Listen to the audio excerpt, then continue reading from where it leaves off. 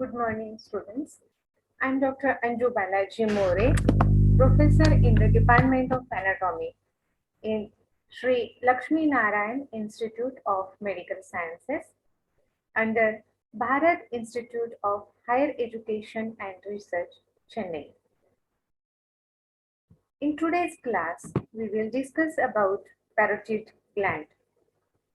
The parotid gland is a paired salivary gland which is located in the region of face known as parotid region. The parotid region is in front of the and behind the auricle. The gland itself is a salivary gland which is bilateral in position. This salivary gland is secreting the secretions which are watery or serous in nature. It is paired with the other salivary glands such as the submandibular gland. The submandibular gland has mixed secretions which are serous and mucus, whereas the third pair of salivary gland is the sublingual gland, which is mostly mucus secreting gland. In addition to these glands, there are minor glands which are present in the oral cavity. The secretions of these glands help to lubricate the food while it is chewed in the mouth. It makes the food into a pulp. It also starts the digestion of the food. In addition to it, when we are not eating the food, the secretions of these salivary glands help to flush the oral cavity and thus maintain the hygiene of the oral cavity.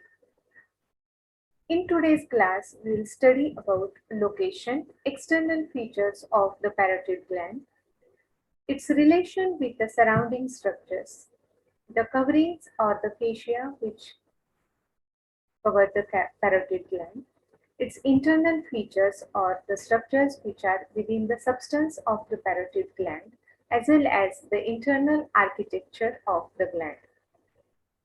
We'll add the blood supply and the nerve supply of the gland and the lymphatic drainage.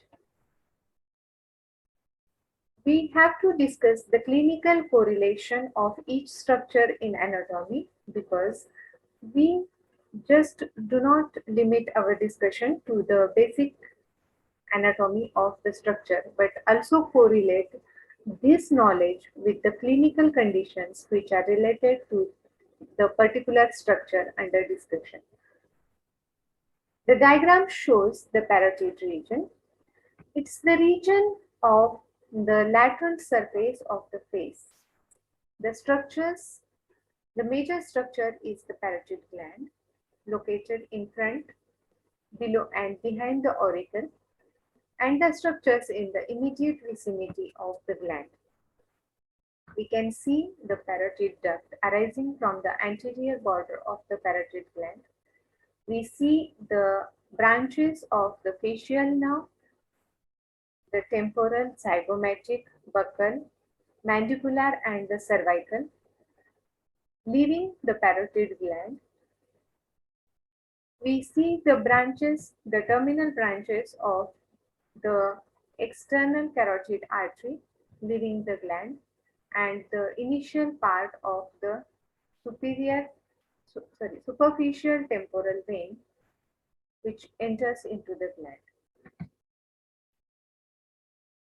The parotid gland is largest of the three salivary glands which we just enumerated. It is larger than the submandibular and the sublingual pair of salivary glands. The location is subcutaneous, below and in front of the external auditory meatus. Thus, it occupies a deep hollow which is behind the ramus of the mandible. The ramus of the mandible is this upper part which is above the base of the mandible. So this is base of the mandible, whereas this part is ramus of the mandible. and this is the location of the parotid gland in relation to the ramus of mandible. Because of its relation, it is wedge shaped here and it will be viewed externally. When we discuss this structure, we can see it is roughly triangular in shape. Even though it is roughly triangular, the apex is located downwards. So the upper border of the gland will be called as base, whereas the lower end of the gland will be called as apex. The apex of the gland will be located behind the angle of the mandible. So this joining of the base of the mandible with the ramus here is the angle of the mandible.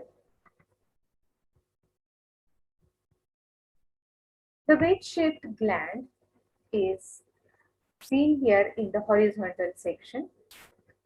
Now, here what we can see is this is the wall of the pharynx. That means this is medial, this is lateral.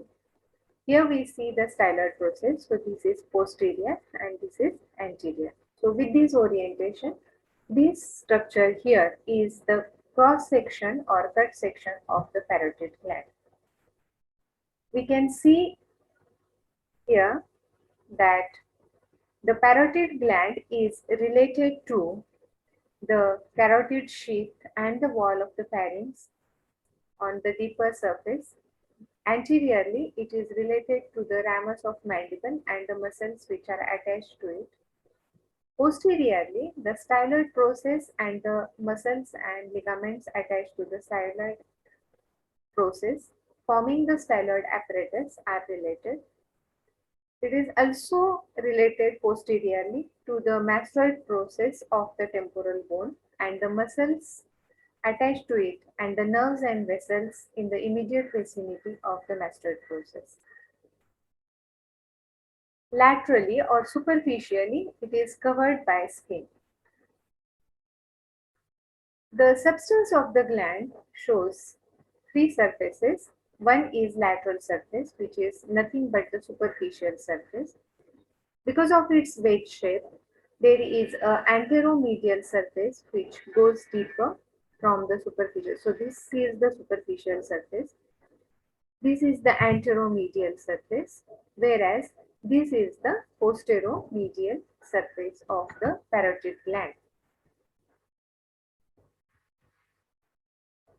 So the arrow shows the lateral surface, the anteromedial surface, and the posteromedial surface. The gland is divided into lobes because of the position of facial nerve within the substance of the gland. We can see the facial nerve running across the substance of the gland. So this part of the gland which is superficial to it will be labeled as the superficial lobe, whereas the part which is lying deep to the facial nerve is the deep lobe of the parotid gland. The gland shows various processes because it grows into the space which is available in its immediate vicinity. The surface of the gland is irregular, and these processes include the glenoid process. The glenoid process is the part of the gland which extends upwards behind the temporomandibular joint. Here we can see it. It lies in front of the external auditory meatus. The facial process extends across the face anterior to the masseter muscle. This is the masseter muscle. The accessory process is a larger lobe part of the gland which is extending anteriorly, and it lies along the course of the parotid duct. Here we can see the parotid duct in the diagram. Next comes the pterygoid process. The pterygoid process extends forward from the deep part and it lies in relation with the medial pterygoid muscle at the ramus of the mandible. Attached to the ramus of the mandible is medial pterygoid on its deeper surface, and there is the pterygoid process of the parotid gland. Extending downward is another process, which is carotid process. We see here the external carotid artery entering into the substance of the gland. Extending along this artery is the carotid process of the gland. The capsule of the gland has two coverings. So the inner covering is formed by the connective tissue of the gland itself, whereas the outer covering of the gland is formed by dense fibrous capsule. This layer is derived by investing layer of deep cervical fascia. The deep cervical fascia, which is extending upward, reach to the inferior border of the parotid gland. It splits to enclose the gland. Here it splits into a superficial layer and a deep layer, which run on the respective surface of the gland. So here the diagram shows the green color is indicating the fascia. We see the deep cervical fascia coming to the base of the mandible, splitting into a superficial and deep layer to enclose the gland within. Superiorly, the superficial layer of the deep cervical fascia, investing layer of deep cervical fascia, will be attached to zygomatic arch, whereas the deep layer of investing layer of deep cervical fascia will be attached to the temporal bone. So here we see the tympanic plate of the temporal bone. Thus, a portion of fascia will also extend to the styloid process posteriorly and to the angle of mandible. So this process will be called as the stylomandibular ligament. So this is the styloid process in relation with the parotid gland, and this is the mandible. So the fascia will form a stylomandibular ligament. This stylomandibular ligament will separate the parotid gland from the submandibular gland. Now to discuss the relations of the gland. The gland is superficially related to skin, superficial fascia, and the great auricular nerve and the parotid lymph nodes. These structures lie lateral to the nerve. As we dissect for the parotid region, when the skin is incised, we will see the great auricular nerve and the parotid lymph nodes. Then we'll get onto the superficial fascia covering the gland.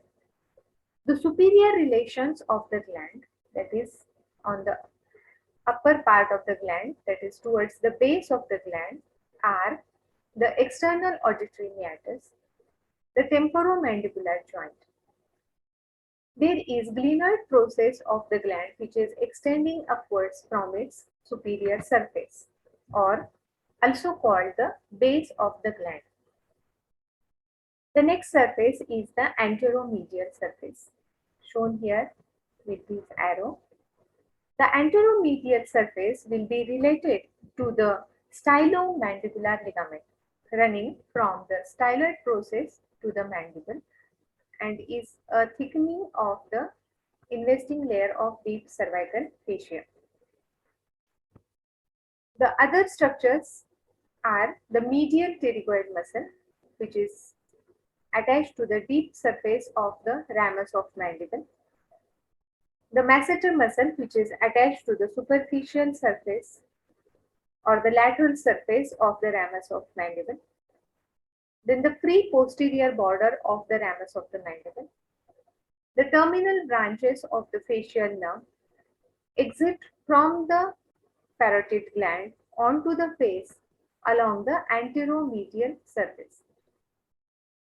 And there is also the temporomandibular joint in the upper part.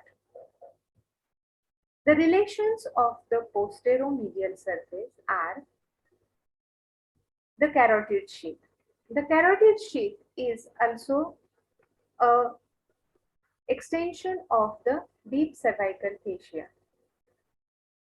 The sheath encloses, as you can see in the diagram, the internal carotid artery, or in the lower part, the common carotid artery, the internal jugular vein, the vagus nerve. There is the bony process called the styloid process. There are muscles and ligaments attached to it. Together, they are called as styloid apparatus. The muscles attached to styloid process are the stylohyoid, styloglossus,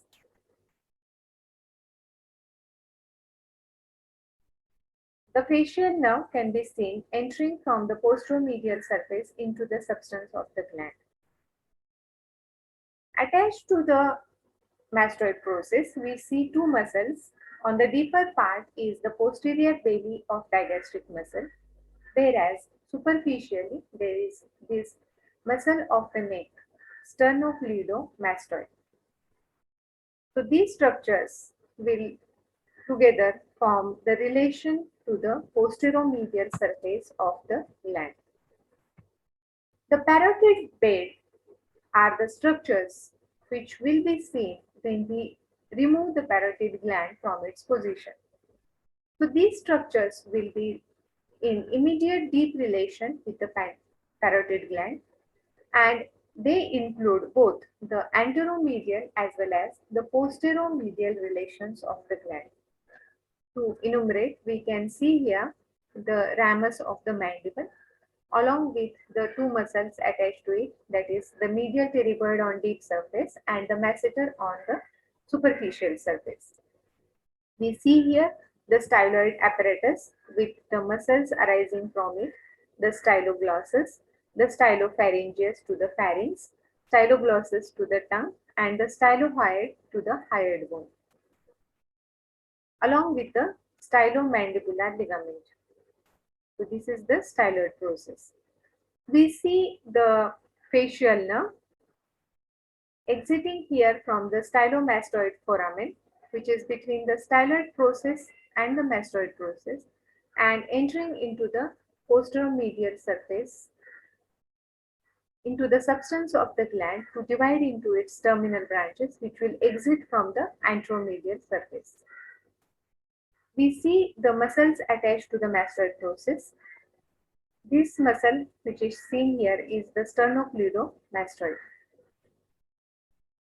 The other structures which are seen here are the vagus nerve along with the internal carotid artery, internal jugular vein.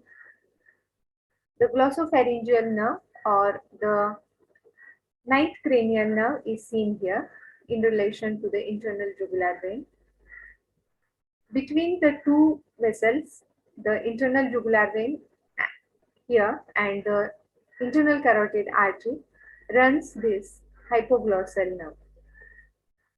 The nerve which is running posteriorly from the two vessels is here the accessory nerve or the 11th cranial nerve. So these are the structures which are forming the parotid bed. The structures which are entering into the substance of the gland are the auriculotemporal nerve, the external carotid artery, the retromandibular vein, and the facial nerve. So these structures are within the substance of the parotid gland. There are also few lymph nodes which are scattered into the substance of the gland. So in the substance of the gland, from deep to superficial, here in the diagram we can see the auriculotemporal nerve, external carotid artery with its two terminal branches. One which runs deep is the maxillary artery. The one which runs superficially to the superior border of the gland onto the face is the superficial temporal artery. We see the retromandibular vein. The vein, when it is formed, divides into its two divisions. So we see the anterior and posterior division of the retromandibular vein here. Dividing the gland into a superficial and deep lobe is here the facial nerve which runs across the gland from its posteromedial to the anteromedial surface. The secretions of the parotid gland are conducted from the gland to the oral cavity via a duct, that is the parotid duct, also labeled as Stenson's duct. It is 2 inches long. It emerged from the facial process of the gland. We can see here in the diagram the facial process of the gland and the parotid duct. As it passes over the muscles of face, it runs across the masseter muscle, which is the masticatory muscle. It runs a finger breadth below the zygomatic arch. Here in the diagram, we can see the zygomatic arch of the bone, which is between the zygomatic bone here and the maxillary bone here. Here, the duct is accompanied by transverse facial vessels. We can see the transversely running facial vessels. Upper zygomatic branch of the facial nerve running across the zygomatic part of zygomatic bone of the face. And then there is lower zygomatic branch of the facial nerve, which is on the lower side.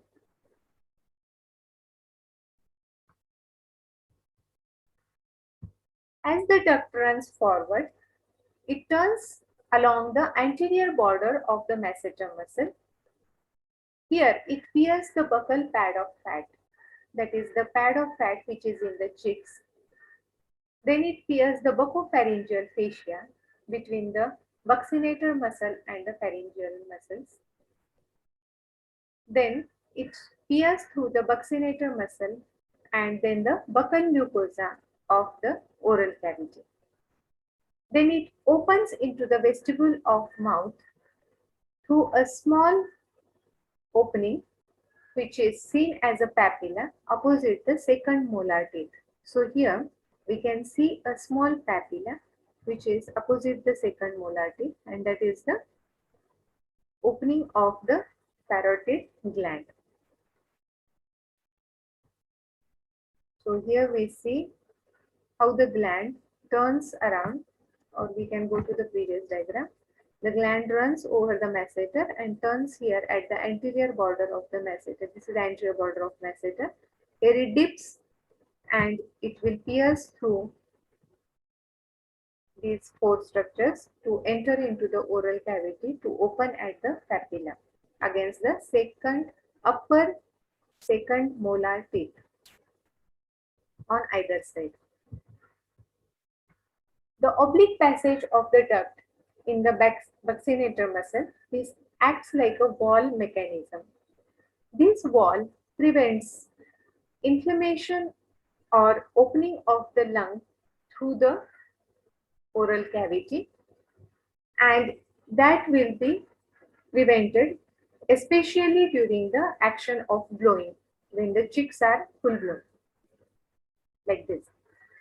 So the duct can be rolled over the clenched muscle. So when we press the teeth on each other, that is the action of masseter. In this position, we have to roll our fingers over the masseter. We can feel the duct. The duct is represented by this line which runs from the external acoustic meatus. In front of that there is this fold of the auricle that is called tragus, to the ala midway between the ala of the nose, that is the fold of the nose here, and the upper lip or the angle of the lip. In between these two, between ala of nose and the angle of mouth, so midway between here to the tragus, we have to take middle 1/3 of this line. This line will act as a surface marking for the parotid duct. This surface marking will help us to approach the parotid duct surgically.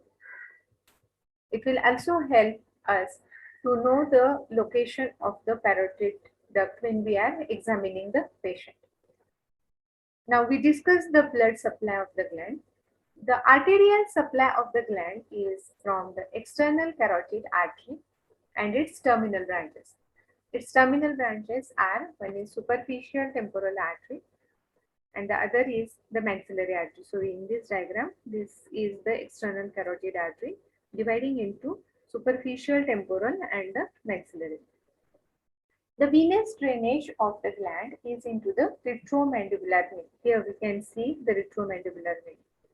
Both the arteries, the terminal branches of the external carotid artery as well as the formation of retromandibular vein are within the substance of the gland, which we have seen previously in this diagram.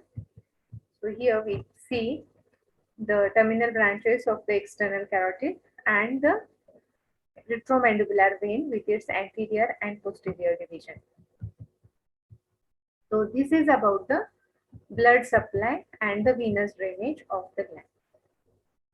The lymphatic drainage of the gland is into the parotid group of lymph nodes, which are pre-auricular in position or in front of the auricle. The other drainage is into the deep group of cervical lymph nodes. You can see the deep group of cervical lymph nodes in this diagram here. This is the sternocleidomastoid muscle. Deep to it, we can see the deep cervical lymph nodes. The gland receives its nerve supply. It has both sensory and autonomic nerve supply. So its sensory nerve supply is received or conducted via the auriculotemporal nerve. The autonomic nerve supply is both sympathetic as well as parasympathetic. The sympathetic innervation of the gland is through plexus, the sympathetic nerve plexus, which is around the carotid artery. These sympathetic nerve fibers are originating from the ganglion at the level of first thoracic vertebra, that is T1. The fibers are then carried to the superior cervical ganglion. From here, they form a plexus of sympathetic nerves around the external carotid artery. These plexus supply the autonomic nerve supply to the gland. The parasympathetic innervation of the gland is via a peripheral parasympathetic ganglion, which is present in the retromandibular fossa or infratemporal fossa. The name of the parasympathetic ganglion is otic ganglion, which is present physically in relation to the mandibular division of the trigeminal nerve. Through the otic ganglion, the parasympathetic fibers are from the 9th cranial nerve. Then they run into the tympanic nerve, which forms a tympanic plexus. Then through the lesser petrosal nerve, coming to the otic ganglion. From otic ganglion, again the fibers will run through the auriculotemporal nerve. So auriculotemporal nerve itself is sensory to the gland, but also carries the parasympathetic nerve fibers for the gland, which are supplied through the otic ganglion. So in this diagram, we can see the 9th cranial nerve, which is giving the parasympathetic fibers. These parasympathetic fibers are carried through the auriculotemporal nerve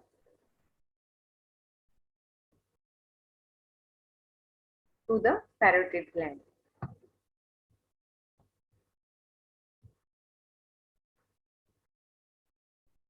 So we see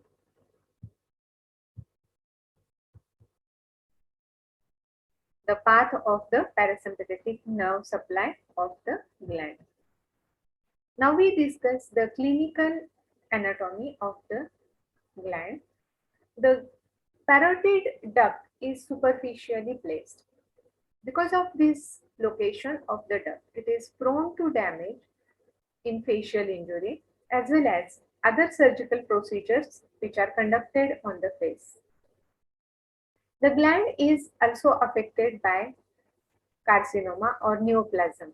The malignant growth in the gland is very invasive and it quickly involves the facial nerve, and it will be most of the times reported with the first symptoms in the form of facial palsy.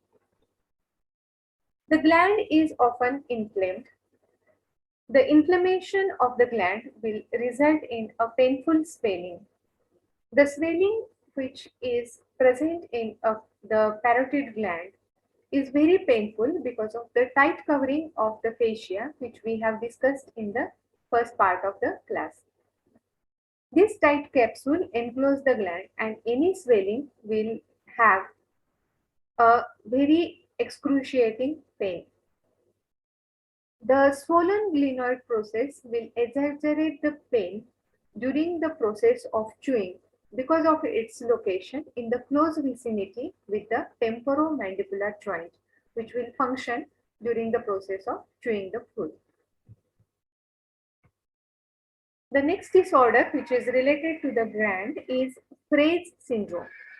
This disorder is characterized by recurrent episodes of localized facial flushing and sweating in the area over the parotid gland.